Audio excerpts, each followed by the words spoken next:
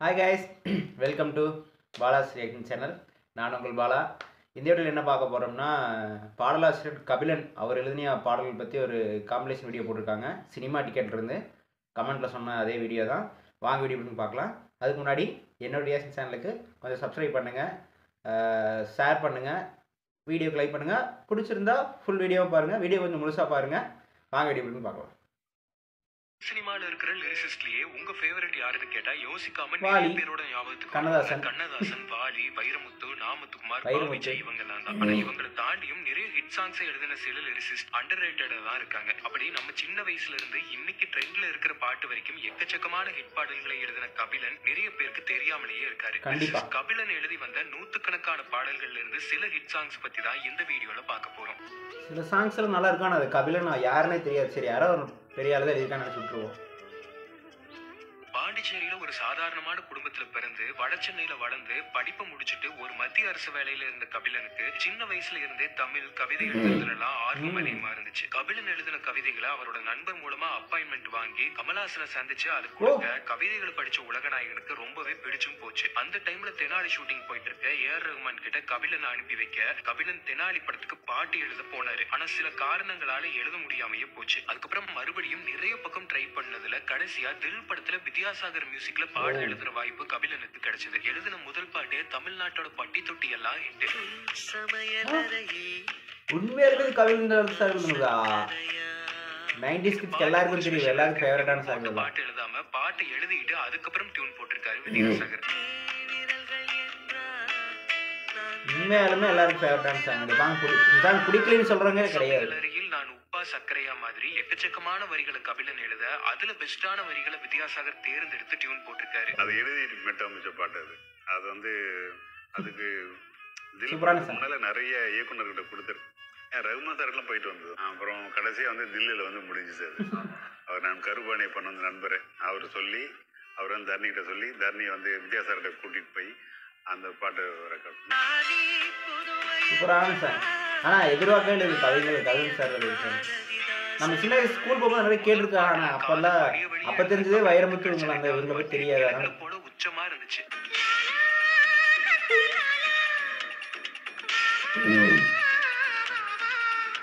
மணிசர்மா இசையில வந்து இந்த பாட்டுல எந்த ஒரு டபுள் மீனிங்கும் இல்லாம கிளாமரஸான வரிகள்ல கபிலன் கலக்கி இருப்பாரு.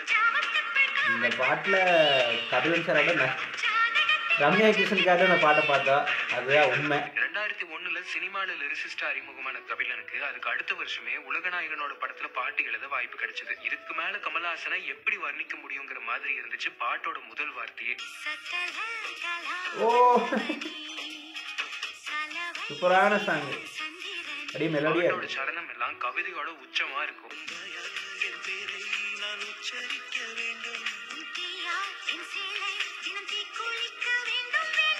இந்த எல்லா பாட்டுமே எல்லாரோட பிளேலிஸ்ட்லயும் இருக்கும். ஆனா இது எழுதுறது கபிலன்னு நிறைய பேருக்கு தெரியாது. ஆனா இதே 2002 கபிலன் எழுதின ஒரு பாட்டு அவர் இன்னைக்கு வரைக்கும் இண்டஸ்ட்ரியில மோஸ்ட் வாண்டட் லிரிசிஸ்டா மாத்துற அளவுக்கு. என்ன பாட்டியா?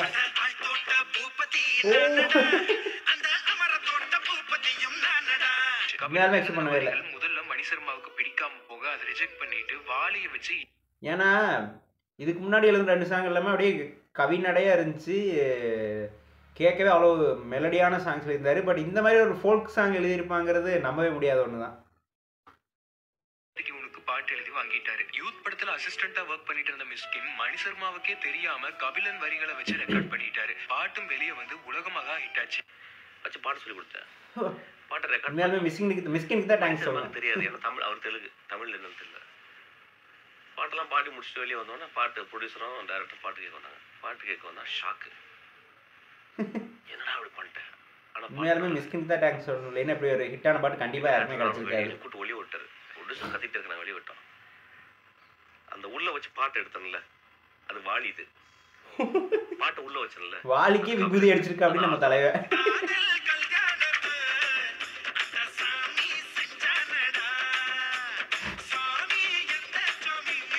கபிலனுக்கு அறிமுக பாடலை கொடுத்த வித்யாசாகர் கூட எப்பெல்லாம் மறுபடியும் இணைகிறாரோ அப்போ எல்லாம் ஒரு மேஜிக் கிரியேட் ஆகும். அந்த பாட்டு எல்லாம் இன்னைக்கு வரைக்கும் நம்ம பிளேலிஸ்ட்ல இருந்துகிட்டே இருக்கும்.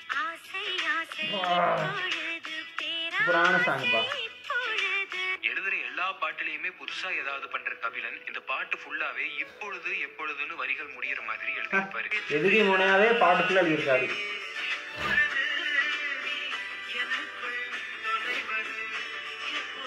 வித்யாசாகருக்கும் மணி சர்மாவுக்கும் இப்படி மெலடி பாடலையும் அழகான பாடல்களையும் கொடுத்த கபிலன் தேவாவுக்கு ஒரு பக்கா கானா சாங்க தம் படத்துல எழுதியிருந்தாரு. ஃபோக் சாங்கையும் கலக்கலாத்தான் எழுதியிருக்கிறாரு. ஏன்னா சூப்பரான பாட்டுல கானாவாவும் எழுதுறதுல நான் கிங்குன்னு நிரூபிச்சாரு கபிலன்.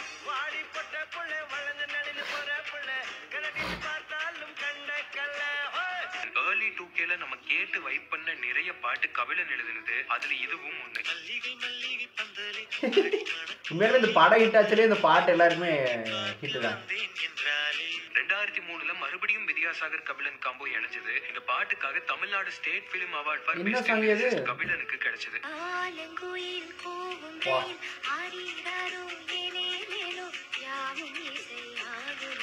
காதலுக்கு படத்துல கண்களில் தோன்றுகின்ற ஒற்றை கணவடான எழுதி தமிழ் மேல நமக்கு இருக்கிற காதலை அதிகப்படுத்தினாரு கபிலன். காதல்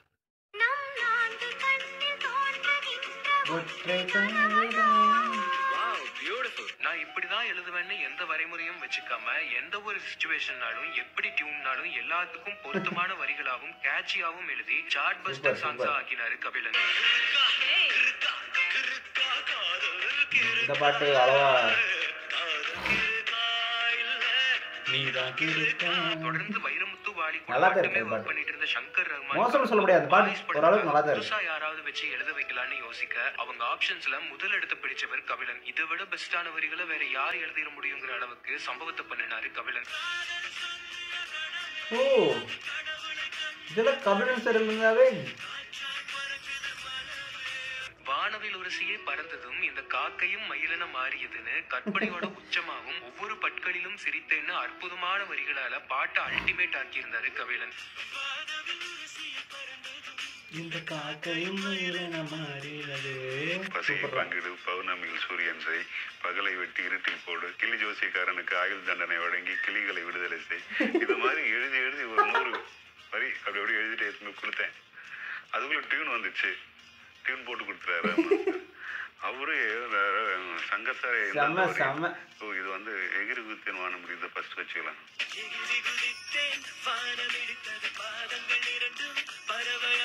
இந்த படத்துல வந்து இன்னொரு பாட்டுக்கு காம்ப்ளிகேட்டடான டியூனா இருந்தாலும் அதுக்குள்ள அழகான தமிழ் வரிகளை புகுத்தி விளையாடி இருப்பாரு கபிலன். இதெல்லாம் எவ்வளவு மாடர்னான சாங் தெரியுமா? ஆனா எப்படி இப்படி வெர்சடைலா எல்லா ஸ்பீடும் எழுதியிருக்காரு. கொடுத்து அந்த அதிர்வை அடங்குறதுக்குள்ளேயே திருமலையில வாடியம்மா சக்கமானு ஒரு அல்டிமேட்டான பாட்டு எழுதினாரு கபிலன். மறக்கவே முடியாது சாங் எல்லாம். நானாலும் நம்பவே முடியல கபிலன் சார் இருக்காரு. குங்கும தேகத்துல சந்தனம் பூசியே ஆயுத பூஜைகள் செய்யத்தான் போறேன்னு இப்படியெல்லாம் எப்படித்தான் யோசிப்பாரோ கபிலன்.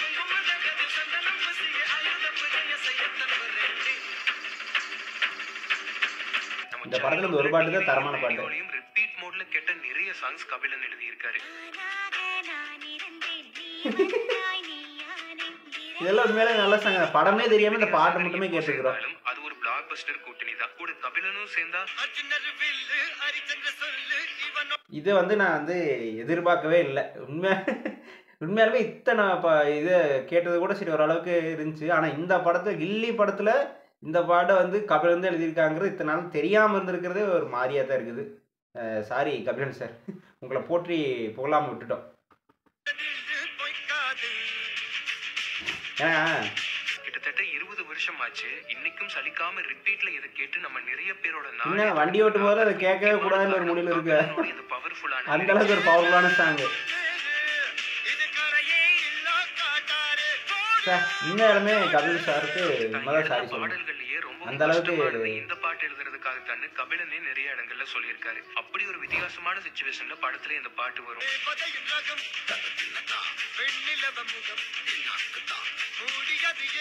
பேரழகன் படத்துல சூர்யா தான் இப்படி இருக்கிறதால கண் தெரியாத ஜோதிகாவுக்கு பிடிக்காம போயிருமோன்னு ஒரு இன்ஃபீரியாரிட்டி காம்ப்ளெக்ஸ்ல தன்னை பத்தி எப்பவுமே உயர்வாவே சொல்லிட்டு இருப்பாரு. அப்படி ஒரு சிச்சுவேஷன்ல சூர்யா தன்னை பத்தி விவரிக்கிற மாதிரி ஃபன்னான வரிகளால எப்படி எழுதியிருப்பாரு கபிலன்.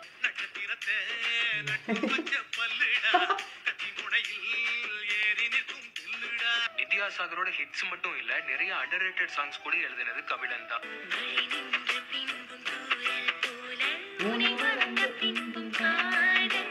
அர்ஜுனர் வில்லு ஹிட்டுக்கு அப்புறமா தளபதியோட இன்ட்ரோ சாங்ஸ் எல்லாம் எழுதுற வாய்ப்பு கபிலனுக்கு கிடைச்சது. ஒரே நம்ப முடியாத அதிர்ச்சியா இருக்குது. உண்மையாலுமே நம்ப முடியாத அதிர்ச்சிகளாவே இருக்கு. தளபதிக்கு பெஸ்டான சாங்ஸா கொடுத்தாரு கபிலன்.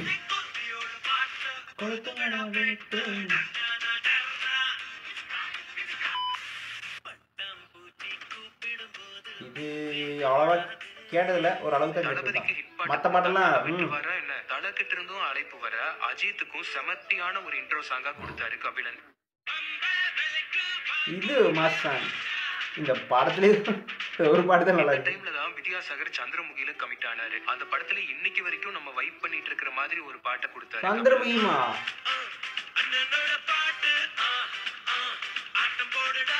மாளவிகா என்கேஜ்மெண்ட்ல வர்ற இந்த பாட்டுக்கு அப்படி ஒரு செலிப்ரேஷனான வரிகளாவும் நடுவுல கொஞ்சம் கிளுகிழுப்பாவும் எழுதியிருப்பாரு கபிலன்.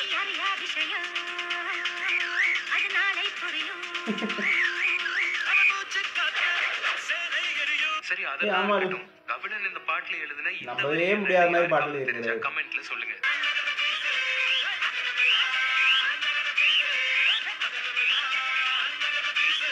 அது எப்படிங்க மெலடினாலும் கவிதையா கலக்கிறாரு, குத்துப்பாட்டு எழுதியிருக்கிறாரு. மாடர்ன் இதுவுமா தளபதியோட திருப்பாச்சியில எல்லா பாட்டையும் பேரரசை எழுத அந்த ஏக்கத்தை சச்சின் படத்துல இப்படி எழுதி தீர்த்துக்கிட்டாரு கபிலன்.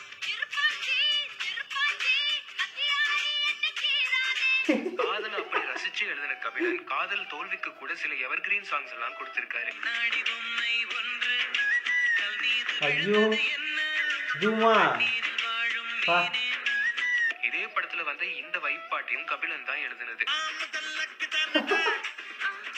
எல்லா ஃபோக் சாங்கும் நம்ம ரசிகர்கள் இவரா தான் இருந்திருக்காரு. மறுபடியும் சங்கர் படத்துல ஒரு பாட்டு எழுதினாரு கபிலன். அது இன்னைக்கு வரைக்கும் ட்ரெண்டிங்ல இருக்கு.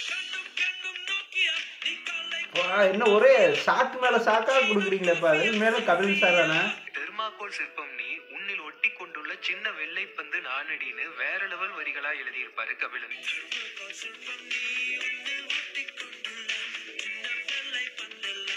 என்ன கொல்றா அப்படி வந்து தமிழ் இல்லாம இதை கொஞ்சம் மாடான எழுதுங்க அப்படின்னாரு. சைனடு விடியார் மயக்கும் போயிட்டு மொழியார் இனிக்க கொல்லும் கொலையாரி அப்படின்னு எழுதினாரு.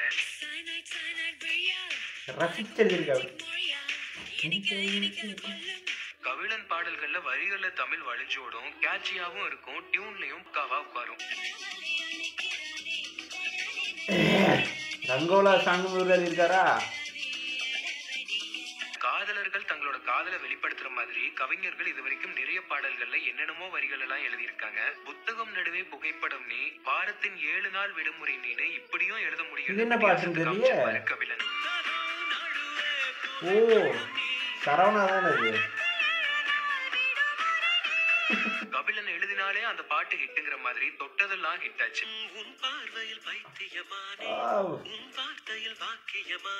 கபிலன் எழுதின நிறைய பாடல்களாலேயே அந்த படங்கள் நல்லா தியேட்டர்ல ஓடவும் செஞ்சது. படத்தோட எதிர்பார்ப்பும் கூடுச்சு. இந்த பாட்டு கொஞ்சம் சுமார் தான். படம்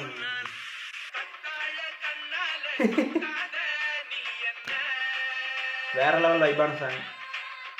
ஆல்வேஸ் வைபிங்.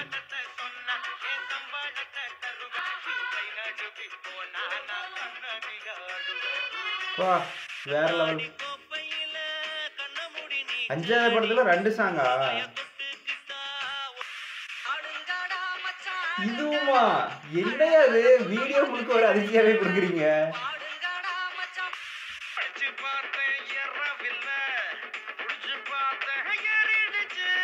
எம்ஜிஆர் பாடல்கள்ல எப்படி மக்களுக்கு கருத்து சொல்ற மாதிரி இருந்துச்சோ அதே மாதிரி தளபதி பாடல்கள்லயும் இருக்கிற மாதிரி முதலா எழுத ஆரம்பிச்சதே கபிலன் தான். இதுமாயா வீடியோ முழுக்க ஒரு ட்விஸ்டா இருக்கு. இன்ட்ரோ சாங்க்கு எம்ஜிஆருக்கு கண்ணதாசன், ரஜினிக்கு வைரமுத்து மாதிரி விஜய்க்கு கபிலன் அவ்வளவு அருமையான ஹிட்டான இன்ட்ரோ சாங்ஸ் எல்லாம் கொடுத்திருக்காரு.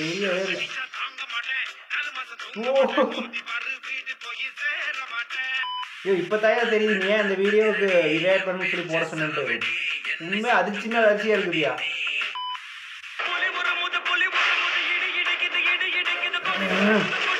படம் எப்படி இருக்கோ தெரியல. இந்த படம் சில படம் சொன்ன சில படங்கள்லாம் நல்லா இருக்காது. ஆனா பாட்டு எல்லாமே தரமா இருக்கு. நல்ல வரிகள் இல்லைன்னா அந்த பாட்டே கெட்டுடும். அதுக்கு இப்போ வர நிறைய பாடல்களை எக்ஸாம்பிளா சொல்லலாம். ஆனா கபிலன் நல்ல டியூனை எல்லாம் தன்னோட வரிகளால மேலும் மேலும் அழகாக்கி இருக்காரு. இதெல்லாம் என்ன லிரிக்ஸ், என்ன மியூசிக், கேட்டாலே அப்படியே சொர்க்கத்துல பறக்கிற மாதிரி இருக்கு இந்த பாட்டு. இது அந்த அளவுக்கு சொல்ல முடியாது, சுமார் தான். அது போய் சொல்ல முடியாது. நல்ல காலேஜ் வைப்பான சாங், ட்ரிப் வரப்பெல்லாம் கேட்குற சாங்.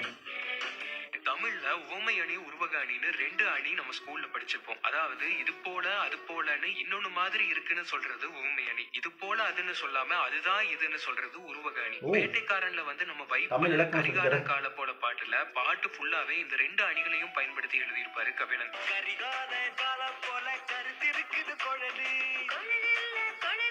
இதுல கரிகாலன் கால போலன்னு சொல்றது உவமை அணி, அது கூந்தல் இல்ல தாஜ்மஹால் நிழல்னு சொல்றது உருவக அணி. இப்படி சாதாரணமான சிச்சுவேஷன்ல வர்ற பாடல்ல கூட இவ்வளவு மேஜிக் பண்ணிருப்பாரு கபிலன். ஆமா, இந்த சாங் எல்லாமே ஆண் பாடுறது வந்து ஒரு மாதிரி இருக்கும், சொல்ற மாதிரி இருக்கும். இல்ல இது இப்படிதான் இருக்குன்னு ஹீரோயின் பாடுற மாதிரி இருக்கும். ஹீரோ லவ் ஃபெயிலியர் ஆகும்போது வர்ற பாட்டு இது.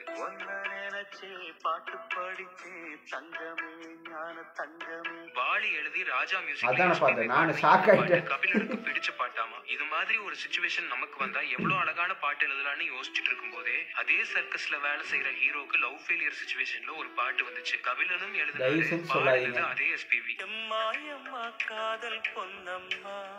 உண்மையாலுமே இதுவும் நம்ப முடியாத சாங் தான். காதல் ஒரு போதை மாத்திரை, அதை போட்டுக்கிட்ட மூங்கில் ஏத்துனா பாடை தானே. அது போட்டுக்கிட்டா கொஞ்சம் கொஞ்சமா சாகடிக்கிறது காதல் தானே. அந்த விஷயத்த அதுல சொல்லியிருப்பேன்.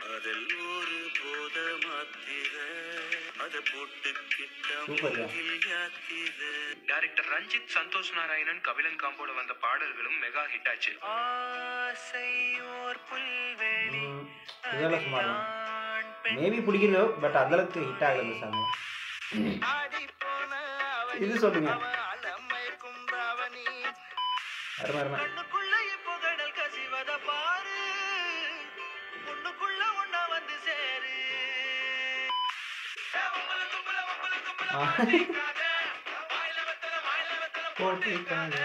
வட சென்னையோட சிறப்புகளை இதை விட சிறப்பா வேற யாருப்பா எழுத முடியும்? இதுவுமா உழைக்கும் இனமே உலகை ஜெயித்திடும்னு நம்ம மக்களோட வாழ்க்கையை ஒரே வரியில அவ்வளவு அழகா சொல்லியிருப்பாரு கபிலன்.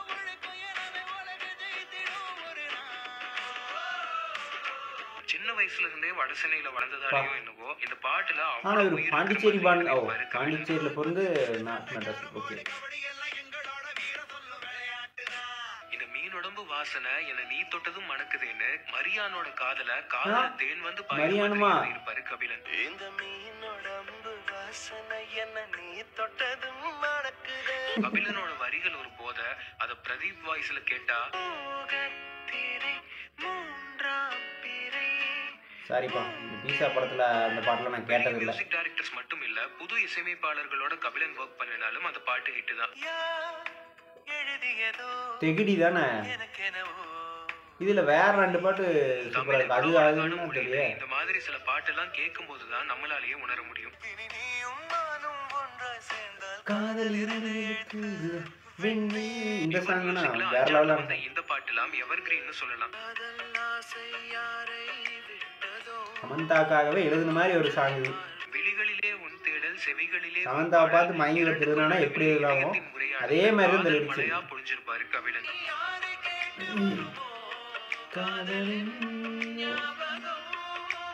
ஒரு ஃபாஸ்ட் பீட்ல வித்தியாசமான ஃபோக் டியூன் இது. அதுல கூட கபிலன் வெண்ணிலாக்குள்ள ஆயா சுட்ட வடகரி 5:30 மணிக்கு ஜிஞ்சர் சோடான்னு வரிகளை போட்டு பாட்டை அல்டிமேட் பண்ணிருப்பாரு.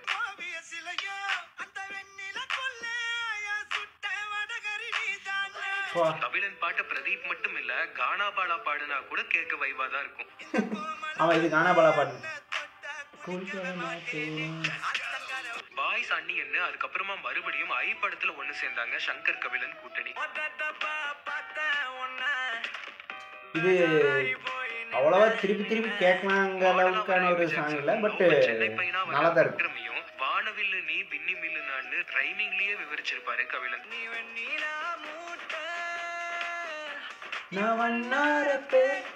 மெர்சல் ஆயிட்டேன் ஒரு எக்ஸ்ட்ரீம்னா இதே படத்துல கபிலன் எழுதின என்னோட நீ இருந்தால் இன்னொரு எக்ஸ்ட்ரீம்னு சொல்லலாம். பல பேரோட ரிங்டோன் ஆளே மாறி விக்ரம் இந்த உருவத்துல வரும்போது அவரோட சூழ்நிலையையும் காதலையும் இவ்வளவு அழகான வரிகளால சொல்லியிருப்பாரு கபிலன்.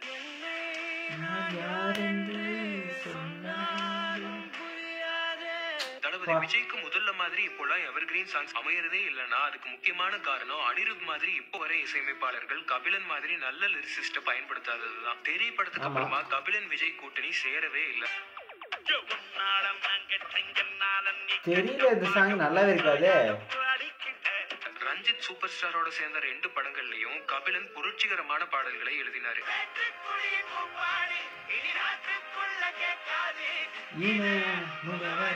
அதனாலதான் அந்த பாட்டு ஹிட் ஆயிருக்குது.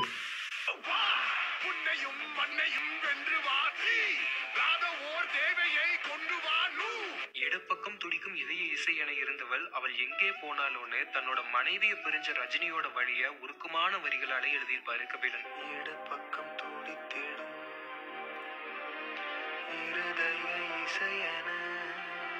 இளையராஜாவோட முன்னாடியே கபிலன் சில படங்கள்ல ஒர்க் பண்ணியிருந்தாலும் சைக்கோ படத்துல இவர் எழுதின பாட்டு பெரிய ஹிட் ஆச்சு. இது இவர் எழுதுனதா? கண் பார்வை இல்லாத கேட்டுட்டு இருந்தேன்டா அந்த பாட்டு வந்தப்ப. ஆனா இவருதான் எழுதுன்னு தெரியாம கேட்டுட்டு இருக்கிற மாதிரியா தத்தி நம்மலாம். பிளைண்டுக்கு வந்து 2 விஷயம் தான் பிரதானமான விஷயமா இருக்கும். ஒன்று வந்து வாசம், ஒன்று வந்து ஓசை. ஓசை வந்து இது மணி ஓசை, இது கிட்டார் ஓசை, இது வயலன் ஓசைன்னு கண்டுபிடிச்சிருவானுங்க பார்வையற்றவர்கள். அதே மாதிரி வாசம் இது மல்லிப்பூ வாசம், இது சந்தன வாசம் அப்படின்னு கண்டுபிடிச்சிருவாங்க. 2 தான் அவங்களுக்கு பிரதானமான ஒரு புரிதல். அதான் வாசம் ஓசை இவைதானே எந்த உறவே.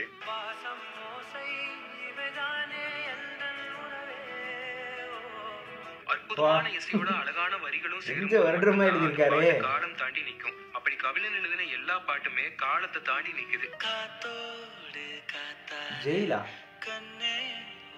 இந்த பாட்டு நிறைய பேர் கேட்டுக்கலாம், பட் எனக்கு அது பரிச்சயம் இல்லை. பொன்னியின் செல்வன் படத்துல மணிரத்னத்தோட ஒர்க் பண்ற வாய்ப்பு கபிலனுக்கு கிடைச்சது. புதுமைக்கு பேர் போன கபிலன் வார்த்தைகளால விவரிக்க முடியாத அழகான வரிகளால பொன்னியின் செல்வனுக்கு மணிமகுடமா இந்த பாட்டு கொடுத்திருந்தாரு. இந்த படம் மாதிரியாதான் இதுவும் இந்த பாட்டு. இல்ல எந்த ஒரு ஹீரோக்கு ஒரு ஹிட் இன்ட்ரோ சாங் எழுதணும்னாலும் அதுக்கு இப்பவும் கபிலனை விட்டா வேற ஆளே இல்ல.